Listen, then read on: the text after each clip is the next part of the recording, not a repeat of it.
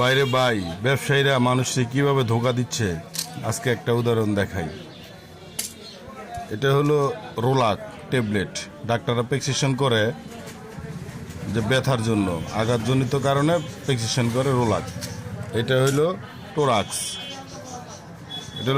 এটাও প্রেসক্রিপশন করে একই রোগের কারণে, একই অ্যাক্টিভের ওষুধ। দুই কোম্পানির, একটা র্যানেটার, একটা হলো স্কোয়ারের। তো এই ওষুধটার পিস ছিল 12 টাকা, পার পিস 12 টাকা। আর এই ওষুধটার পিসও ছিল পার পিস 12 টাকা। এই ওষুধটা 12 টাকাই রয়েছে, কিন্তু এই ওষুধটা পার পিস 20 টাকা হয়ে গেছে। ব্যবসায়ীরা কিভাবে এই সাধারণ মানুষের ধোঁকা দিতেছে।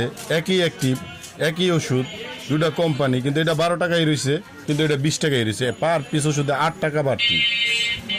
এগুলো দেখবে কে ভাই? এগুলো কে দেখবে ভাই?